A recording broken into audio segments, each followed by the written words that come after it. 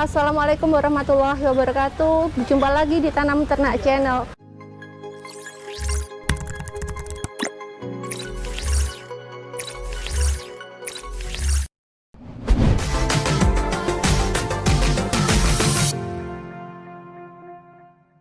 Pada episode yang lalu kita menampilkan inspiring story dari Mas Dedek Setia Santosa, pemilik dari Dedek Orchid. Di media sosial saya setelah upload video tersebut banyak nih komentar positif tentang yang menanggapi tentang kiat sukses ataupun strategi serta keuletan Mas Dedek dalam merintis usahanya di bidang anggrek ini. Dan untuk anggrek sendiri supaya bisa berbunga bagus, tumbuh sehat, itu tidak terlepas dari aspek budidaya yang bagus. Nanti kapan bisa kita dijelaskan oleh Mas Dedek tentang aspek budidayanya di episode berikut-berikutnya mungkin. Dan untuk kali ini kita akan berbincang-bincang dengan Mas Dedek tentang bagaimana sih menjaga omset agar stabil, terutama di masa pandemi ini. Langsung saja kita mulai perbincangan kita kali ini ya teman-teman tanam ternak. Mas, assalamualaikum Mas Dedek. Waalaikumsalam warahmatullahi wabarakatuh. Dalam anggrek sendiri selain aspek budidaya ya Mas ya, kita tidak terlepas dari yang namanya pemasaran. Nah, saya ingin tahu nih Mas, bagaimana sih strategi apa yang diterapkan oleh Dedek Orchid Nursery supaya omset itu tetap stabil, terutama di masa pandemi nih Mas? Iya. Kalau kita ngomong omset, tentunya tidak lepas dari kualitas anggrek sendiri. Kebetulan di sini yang kita budidayakan anggrek silangan, jadi ya kita memang harus punya induk-induk silangan yang memang bagus, punya karakter unggul, baik dari sisi kualitas bunga, susunan, warna, dan lain sebagainya. Nah, dengan kualitas yang bagus, tentunya kita bisa dengan mudah memasarkan anggrek tersebut. Kita di sini cara pemasarannya bisa lewat dari sosial media. Jadi kita membuat jaringan pemasaran baik dari adik-adik yang biasa magang di sini, atau kita punya teman, atau kita punya beberapa teman bisnis anggrek, kita tawari produk-produk kita.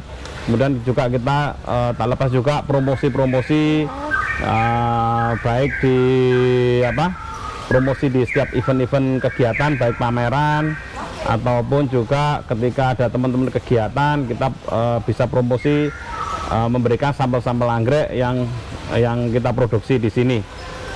Jadi seperti itu. Eksis terus ya, ikut pameran, ikut segala macam festival anggrek gitu ya Mas ya. Iya. Iya.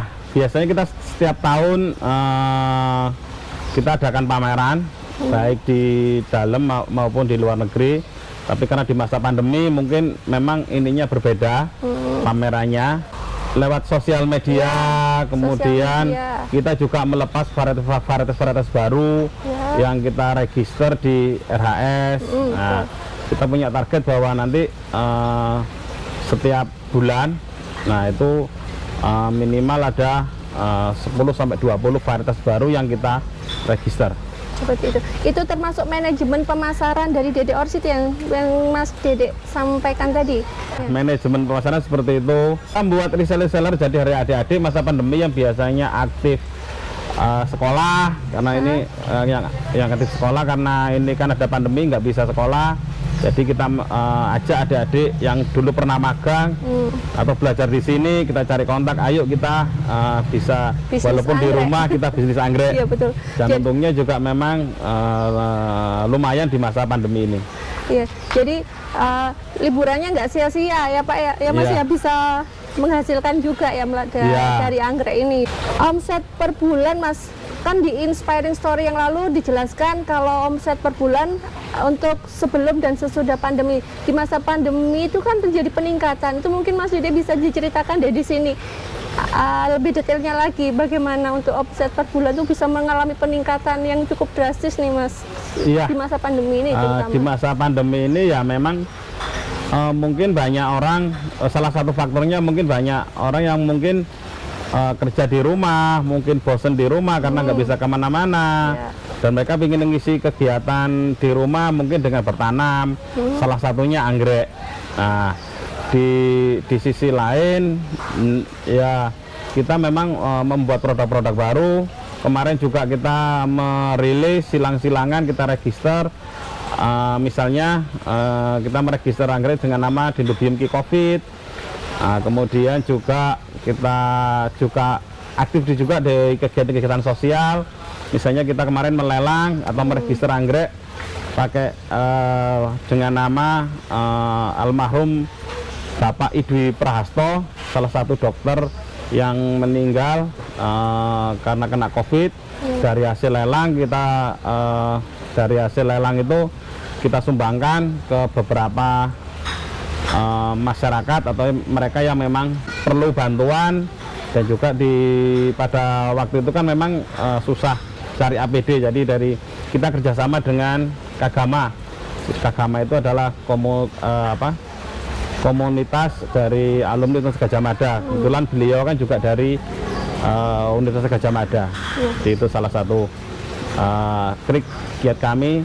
Selain juga kita memberikan pelayanan yang semaksimal mungkin kepada konsumen. Ya. Omset per bulan itu Mas, mungkin bisa disampaikan masa pandemi kisaran berapa omset bersihnya? Sebelum COVID kisaran 200 sampai 400. Nah, fluktuatif biasanya. Tapi setelah pandemi ini, dengan juga bertambahnya petani pada awal-awal pandemi, bertambahnya petani plasma binaan kita, omset sebulan selama pandemi bisa 1 sampai 2 miliar. Drastis ya Mas peningkatannya.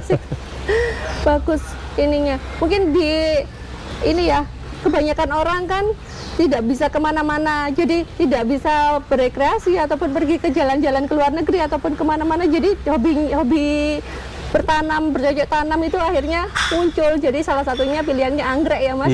Salah satunya menyebabkan omsetnya naik drastis.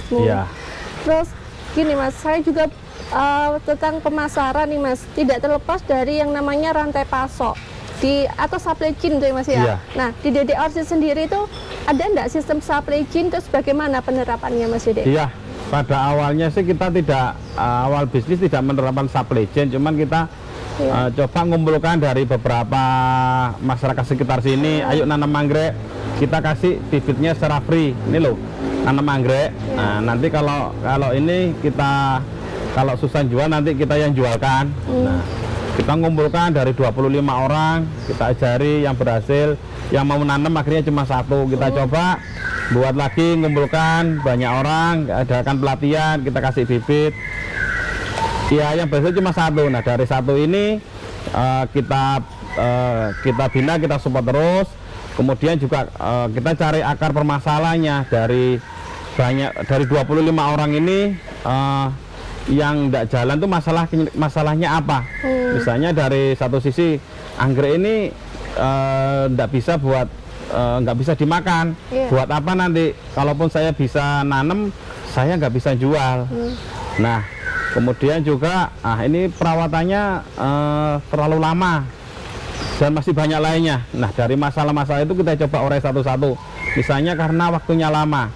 Nah, kita mikir ini mungkin cocok buat supply chain. Jadi petani itu bisa panen setiap bulan. Ya, bagaimana itu Mas siklusnya? Nah, jadi siklusnya kita buat bibit, bibit botolan, petani kita kasih bibit botolan. Nah, dari petani mereka menanam dari bibit botol sampai seedling.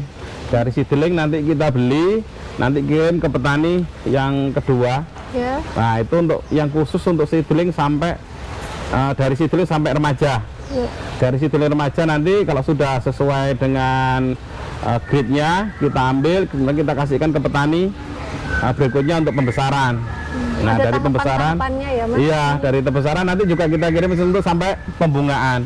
Nanti kalau sudah bunga, baru kita bisa pasarkan. Nanti bukan berarti nanti yang seedling nanti sebetulnya sudah kita bisa pasarkan dari seedling remaja sampai dewasa juga kita Bisa pasarkan. dipasarkan. Nah, Karena jadi ada nilai value-nya tiap Iya. itu ya, anggrek keistimewaannya itu ya Mas ya. Iya, kita juga strateginya juga diversifikasi produk. Kalau dulu saya buatnya cuman dendrobium, Ya. nah, tapi saat ini kita coba mengembangkan untuk jenis-jenis lain. Misalnya juga dari jenis Vanda, dari jenis Cattleya, kemudian juga Grammatophyllum. Nah, itu coba kita kembangkan jenis-jenis yang lain.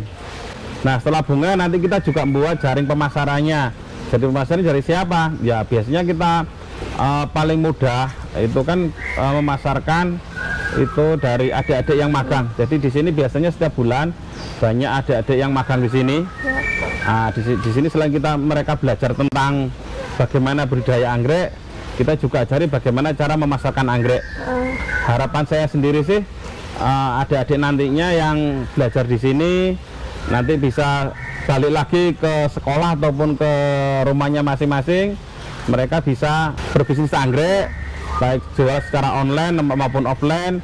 Harapan saya setelah mereka selesai studi, mereka punya modal dan mengembangkan usaha anggrek di kampung halamannya masing-masing. Seperti itu. Terus itu tadi beberapa keuntungan dari sistem supply chain yang ada di DD Orchid. Terus kelemahannya itu Mas, apa yang Mas misalnya yang bukan kelemahan ya, istilahnya kayak yang menjadi kesulitan atau kendala penerapannya itu loh. Iya. Sampai saat ini. Nah, kendalanya kita ini kan membuat sistem ini ke masyarakat yang Iya. punya banyak karakter Ya, yang berbeda-beda, macam. baik dari segi budaya, kemudian dari segi pendidikan. Nah, ini biasanya kadang kita menerapkan SOP-nya seperti ini, tapi mereka kadang-kadang ya membuat aturan-aturan sendiri. Jadi ketika masih kita jual, produknya tidak sesuai dengan standar kita. Nah, kemudian yang sering terjadi biasanya mereka istilahnya kurang hati-hati dalam menanam atau terlalu teledor. Biasanya kalau mereka naruh semprotan alat semprotnya di kebun, kadang-kadang karena ini di desa ya, Iya. kadang-kadang mereka pinjam semprotan di kebun, biasanya mereka ambil langsung, mereka buat untuk nyemprot herbisida, nggak dicuci, dikembalikan di kebun petani. Iya, iya. Pada akhirnya mereka gunakan besoknya digunakan untuk nyemprot. Nah, bisa ada juga ya sering terjadi itu anggrek satu kebun bisa mati semua karena hal-hal yang seperti teknis ini. itu ya Mas ya. Ya, tapi kita juga berusaha memperbaiki dari setiap kesalahan-kesalahan yang terjadi dalam sistem ini.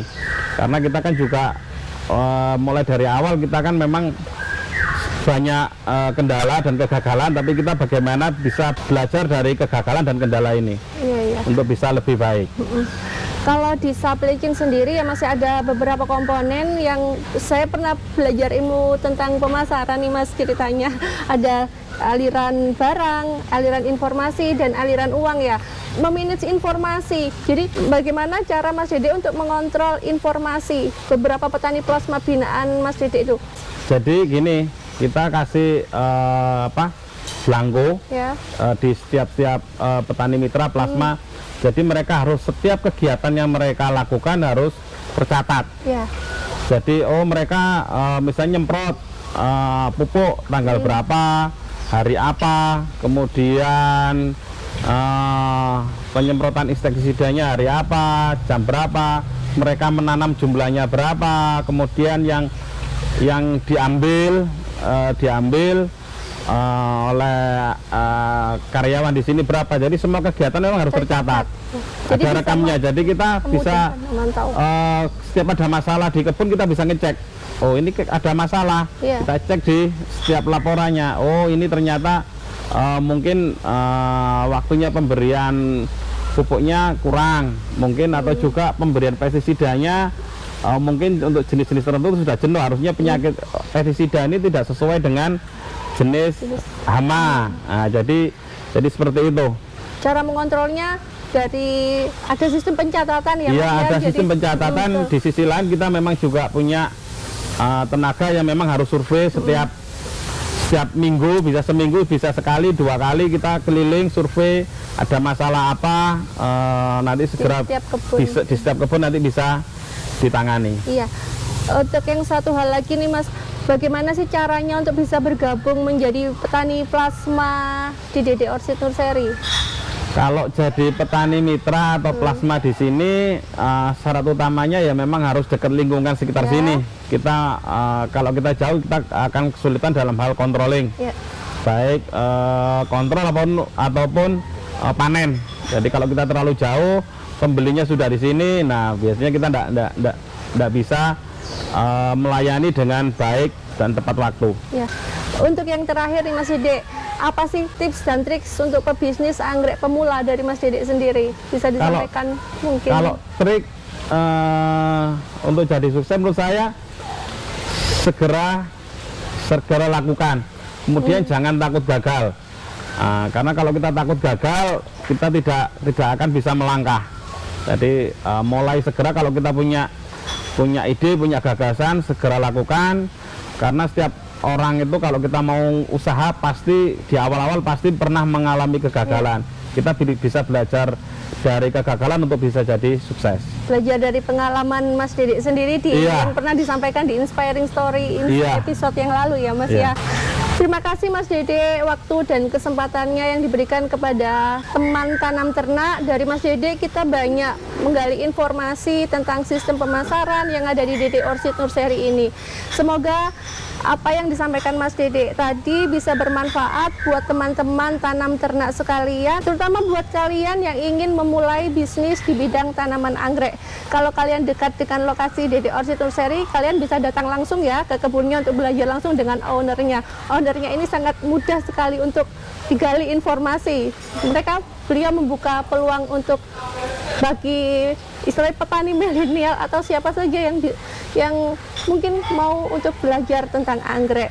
Sekian dulu video dari kami. Terima kasih buat teman-teman yang sudah subscribe channel ini, dan buat yang belum subscribe segera subscribe, dan jangan lupa tekan tombol lonceng supaya kalian tidak ketinggalan video dari kami selanjutnya. Sampai jumpa di video berikutnya. Assalamualaikum warahmatullahi wabarakatuh. Waalaikumsalam warahmatullahi wabarakatuh. Terima kasih Mas. Sama-sama.